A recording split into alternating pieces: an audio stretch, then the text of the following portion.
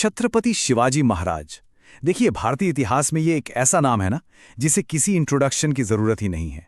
एक ऐसे महान योद्धा जिनकी बहादुरी और कमाल की जो उनकी स्ट्रैटेजी थी, उसने बीजापुर और मुगल जैसे, आप सोचिए, कितने बड़े बड़े साम्राज्यों की नींव तक हिलाकर रख दी थी।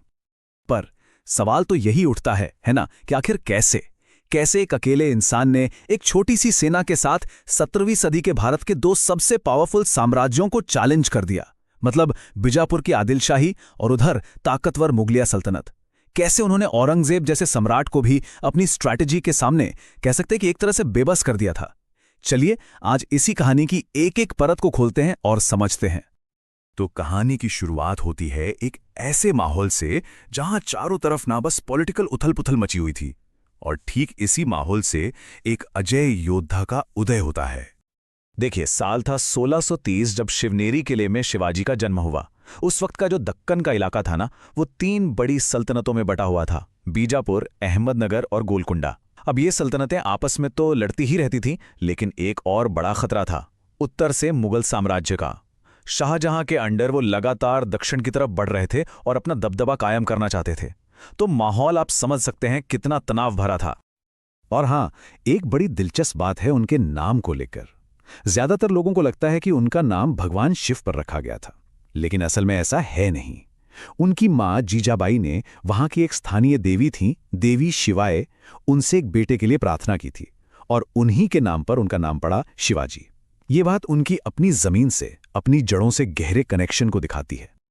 तो शिवाजी ने बहुत ही कम उम्र में अपनी काबिलियत दिखानी शुरू कर दी थी और उनकी पहली बड़ी टक्कर हुई बीजापुर सल्तनत से। सिर्फ 16 साल, सोचिए जरा, सिर्फ 16 साल की उम्र में शिवाजी ने बीजापुर सल्तनत से अपना पहला बड़ा किला, तोरणा का किला, जीत लिया। और यह सिर्फ एक किला जीतना नहीं था, नहीं, ये एक सीधी चुनौती थी उस सल्तनत को, जो उस वक्त वैसे भी अंदरूनी झगड़ों से काफी कमजोर पड़ रही थी। अब शिवाजी की ये बढ़ती हुई ताकत, इससे बीजापुर दरबार में तो खलबली मच गई। वहां की शासिका ने दरबार में पूछा, कौन है जो इस शिवाजी को कुचल सकता है? और तब आदिल शाही हुकूमत का सबसे ताकतवर और कह सकते हैं भीमकाय सेनापति अफजल खान आगे आया और उसने घमंड में कहा, शिवाजी? कौन है शिवाजी? मैं उसे यहां जंजीरों में बांध कर लाऊंगा और इसके लिए मुझे अपने घोड़े से उतरने की भी जरूरत नहीं पड़ेगी। बस इसी घमंड ने एक ऐसे ऐतिहासिक मुकाबले की नींव रख दी जिससे आज भी याद किया जाता है। तो तारीख तय हुई 10 नवंबर 1659। जब दोनों की मुलाकात हुई तो अफजल खान ने शिवाजी को गले लगाने के बहाने अपनी विशाल भुजाओं में जकड़ लिया और उनकी पीठ में खंजर घोंपने की कोशिश की। यह सरासर एक धोखे की चाल थी, लेकिन शिवाजी इस खतरे को बहुत पहले ही भांप चुके थे। वो पूरी तैयारी के साथ आए थे।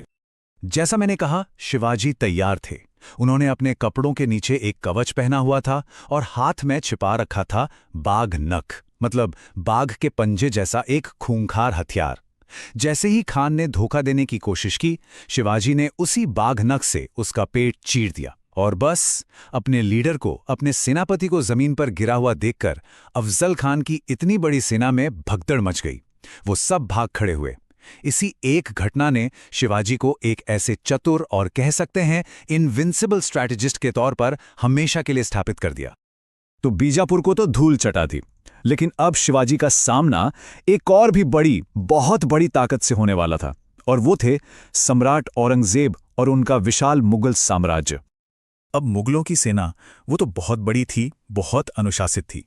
तो उनका सामना करने के लिए शिवाजी ने पारंपरिक लड़ाई का तरीका, उसको तो पूरी तरह से नकार दिया। उन्होंने अपना एक नया हथियार बनाया, जिसे हम गुरिल्ला वॉरफेयर या गनीमी कावा कहते हैं। इसका फंडा बहुत सिंपल था। छोटे छोटे ग्रुप्स में अचानक से हमला करो, दुश्मन को जितना हो सके उतना नुकसान पहुंचाओ, और इससे पहले कि वो कुछ समझ पाएं, संभल पाएं, सह्याद्री की पहाड़ियों और घाटियों में कहीं गायब हो जाओ। मतलब दोनों सेनाओं में जमीन आसमान का फर्क था।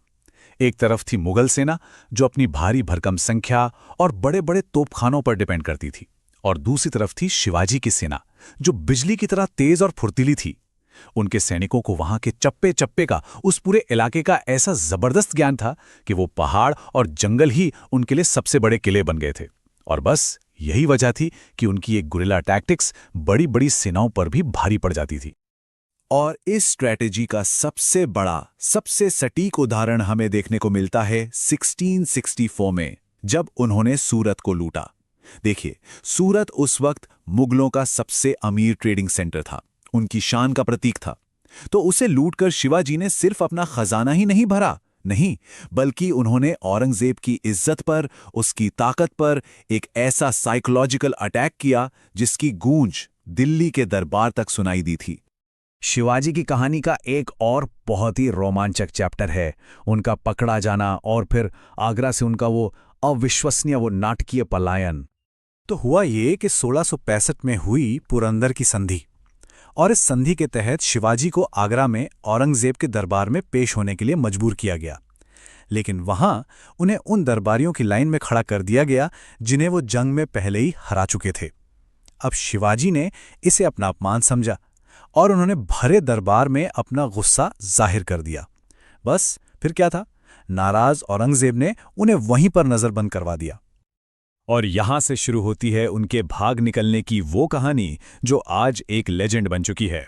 इतिहासकार बताते हैं कि शिवाजी ने पहले तो बीमार होने का बहाना किया और फिर दान पुण्य के नाम पर रोज मिठाइयों और फलों से भरी बड़ी बड़ी टोकरियां बाहर भेजना शुरू कर दिया।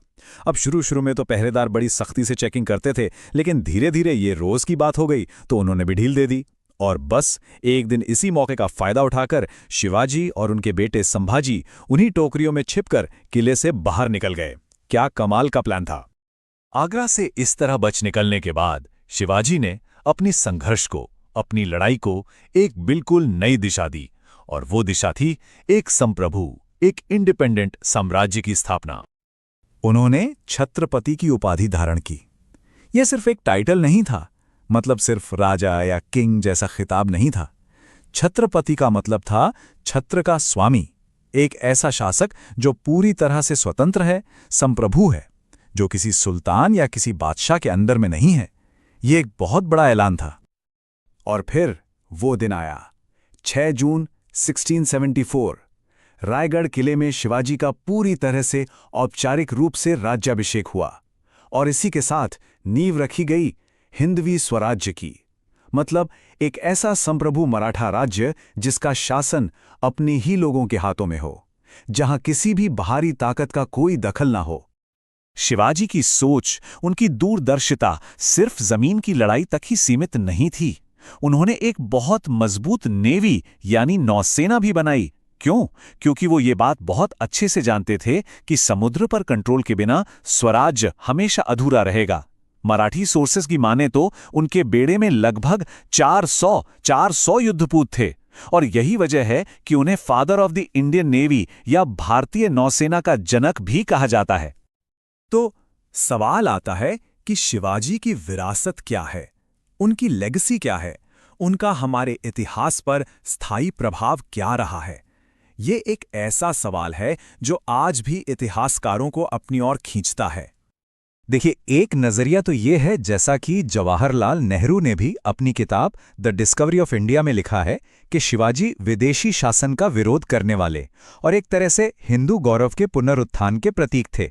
ये एक पर्सपेक्टिव है, लेकिन कहानी इससे कहीं ज्यादा कॉम्प्लेक्स और गहरी है। शिवाजी एक बहुत ही इंक्लूसिव यानी समावेशी शासक थे। उनका जो संघर्ष था ना, वो किसी धर्म के खिलाफ नहीं था, बल्कि वो अन्यायपूर्ण शासन के खिलाफ था। इसका सबूत उनकी अपनी सेना में हजारों पठान सैनिक थे। उनकी नेवी के सबसे भरोसेमंद अफसरों में से एक थे दौलत खान, और उन्होंने अपनी सेना को एकदम सख्त आदेश दे रखे थे कि लड़ाई के दौरान भी किसी भी महिला, बच्चे या किसी भी धर्म के पूजा स्थल को कोई नुकसान नहीं पहुंचना चाहिए। तो फिर आखिर कौन थे छत्रपति शिवाजी महाराज? क्या वो सिर्फ एक क्षेत्रीय विद्रोही थे, या एक हिंदू आइकन, या फिर वो एक ऐसे जीनियस रणनीतिकार थे जिनकी दूरदर्शी और इंक्लूसिव सोच ने एक ऐसे साम्राज्य की नींव रखी जिसने आने वाली सदियों तक भारत के इतिहास की दिशा को बदल कर रख दिया? शायद इसका जवाब इन सभी में थोड़ा थोड़ा छिपा है।